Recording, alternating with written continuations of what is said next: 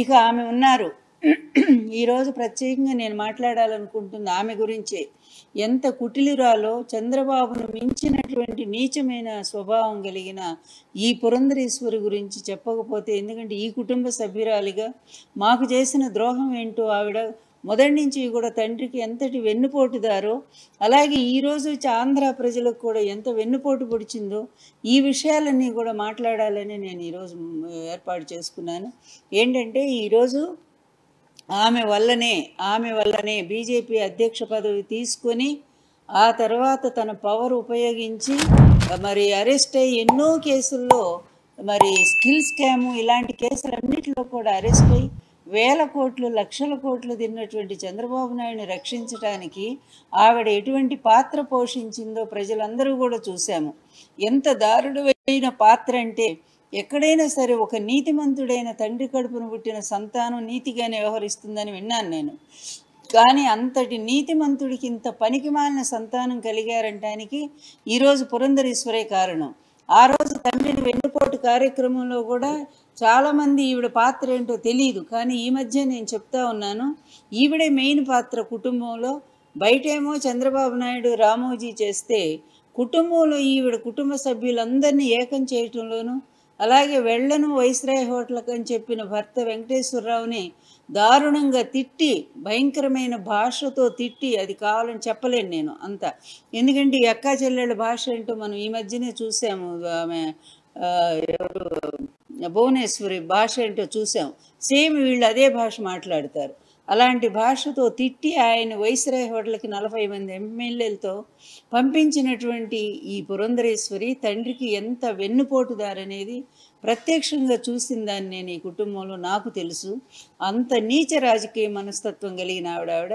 అదైపోయిన వెంటనే తండ్రి ఏ కాంగ్రెస్ పార్టీకి వ్యతిరేకంగా తెలుగుదేశం పార్టీని స్థాపించారో, ఆ తెలుగుదేశం పార్టీ ఆశయాలు అన్నీ తుంగలో దొక్కేసి అటు తండ్రికి వెన్నుపోటు పడవటమే కాకుండా వెంటనే పోయి కాంగ్రెస్లో జాయిన్ అయిపోయింది. ఎంత పవర్ అంబిషియస్ లేడీ అనేది ఎన్టీఆర్ గారు స్వయంగా చెప్పారు. ఈమె తెలుగుదేశంలో జాయిన్ అవుతానంటే ఎన్టీఆర్ గారు వద్దని చెప్పారు, మన ఆడపిల్లలు వద్దు అని. అందుకని అప్పుడు మాట్లాడలేక తండ్రి చనిపోయిన వెంటనే అందులో తండ్రికి ఎగనెస్ట్ పార్టీలో వెళ్ళిపోయి జాయిన్ అయిపోయింది. మంత్రి పదవి తీసుకుంది.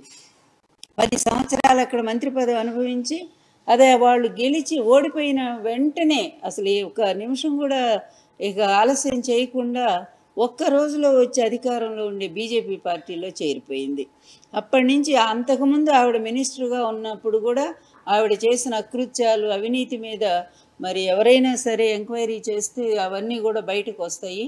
తర్వాత బీజేపీలో చేరింది, అధికారంలో ఉన్న పార్టీ కనుక.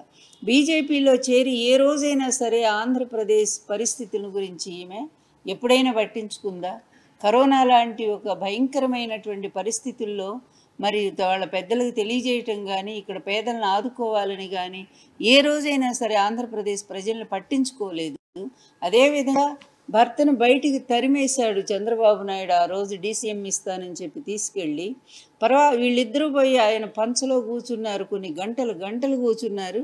అయినా సరే తలుపు కూడా తెరవనటువంటి చంద్రబాబు నాయుడు ఈరోజు తన అవసరం కోసం మళ్ళీ ఈమెతో స్నేహం మొదలుపెట్టాడు. ఆ రోజు స్నేహాన్ని మళ్ళీ తిరిగి పునరుద్ధరించుకున్నారు, అంతే తేడా ఇక్కడ. ఆ రోజు తండ్రికి వెన్నుపోటు పడవటానికి మరిది అవుతాడు. మరిదితో ఎలా చేయగలిపిందో ఈరోజు ఆంధ్ర రాష్ట్ర ప్రజలను వెన్నుపోటు పడవటానికి మరిది మళ్ళీ వదిన మరుదులు ఇద్దరు కూడా ఏకమయ్యారు. అయిన దగ్గర నుంచి వీళ్ళ అకృత్యాలు చూస్తున్నాము. వేల కోట్లు తిని మరి ప్రజలకు ద్రోహం చేసినటువంటి చంద్రబాబు నాయుడిని ఏసీబీ కోర్టు శిక్ష విధించి జైల్లో పెడితే, మళ్ళీ అతన్ని విడిపించడం కోసం ఈమె రాయబారాలు లొకేషన్ వెంట పెట్టుకుని వెళ్ళి అక్కడ ఢిల్లీలో బీజేపీ పెద్దలతో ఏమి బేరసారాలు ఆడారో అవి కూడా బయటకు వస్తాయి. దేనికి వాళ్ళు లొంగిపోయారనేది అది కూడా త్వరలోనే తేలుతుంది.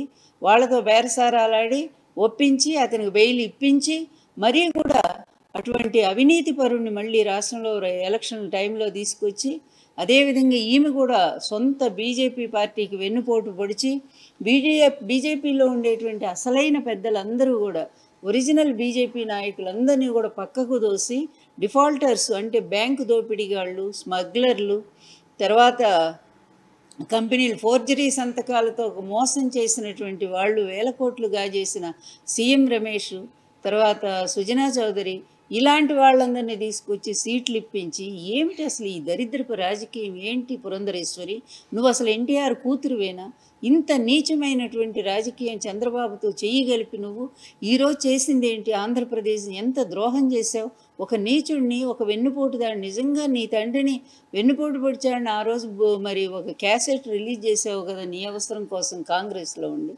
మళ్ళీ ఈరోజు మరి అదే వెన్నుపోటుదాడితో నువ్వు చేతులు కలిపి ఆంధ్రప్రదేశ్లో ఎటువంటి అకృత్యాలు, ఎటువంటి బీభత్సమైనటువంటి వాతావరణాన్ని సృష్టించావు నువ్వు.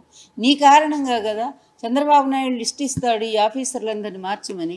నువ్వు పోతావు, పోయి సెంట్రల్ ఎలక్షన్ కమిషన్ మేనేజ్ చేసుకొని అక్కడి నుంచి వీళ్ళందరినీ కూడా మంచి డీజీపీ ఎటువంటి వాడు, అనేక సార్లు ఆంధ్రప్రదేశ్ అవార్డులు, పోలీసు అవార్డు పొందినటువంటి ఆంధ్రప్రదేశ్, అటువంటి మంచి డీజీపీ గారు, మంచి ఆఫీసర్సు, ఎస్పీలు, కలెక్టర్లు, ఇలాంటి ఎంత చక్కగా పకడ్బందీగా జగన్మోహన్ రెడ్డి గారు ఆంధ్రప్రదేశ్ వ్యవస్థని, అదేవిధంగా లాండ్ ఆర్డర్ ప్రాబ్లంని లేకుండా అంత చక్కగా నిర్వహించుకుంటూ వచ్చినటువంటి ఆంధ్రప్రదేశ్ని నీ దుర్మార్గుడైన మరిది ఈ ఆంధ్రప్రదేశ్లో ప్రజల్ని చంపడానికి పూనుకున్నాడు, వైకాపా లీడర్ని చంపడానికి పూనుకున్నాడు.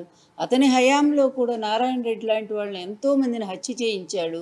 అలాంటి హంతకుడితో చేయగలిపిన నువ్వు ఒక హంతకురాలివి కాదా? ఈరోజు వీటన్నిటికి సమాధానం ఎవరు చెప్తారు? ఈ పేద వర్గాలు, ఈ బీసీలు, ఎస్సీలు, ఎస్టీలు, మైనార్టీలని ఓళ్ళ నుంచి తరిమి కొడుతున్న ఈ గూండాలకి అండగా నిలబడ్డ నీ పాత్ర ఏంటనేది ఈరోజు ఆంధ్రప్రదేశ్ ప్రజలందరూ కూడా ప్రశ్నించడం లేదా?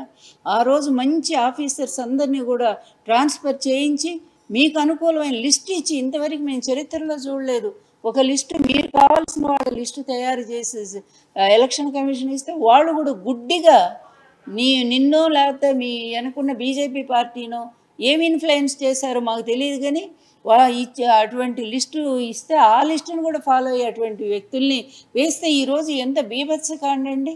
ప్రజలందరూ స్వేచ్ఛగా ఓటేయమని చెప్పి అందరూ కూడా ఒక నినాదం ఇస్తూ ఉంటే నువ్వు నీ బావ కలిసి, నీ మరిది కలిసి ఏం చేశారు? ఆంధ్ర రాష్ట్ర ప్రజల్ని స్వేచ్ఛగా ఓటు వేయటానికి వీల్లేదు, అంత మేము చెప్పినట్టు జరగాలని మీ కనుసన్నల్లో నడిచేటువంటి పోలీసులను అడ్డం పెట్టుకొని ఎన్ని రకాల ఎమ్మెల్యేల ఇళ్ల మీద దారుణమైనటువంటి పోలీసులే వెళ్ళి ఇళ్లల్లో మరి సీసీ కెమెరాలు పగలగొట్టడం పెద్దిరెడ్డి గారు చూశాము.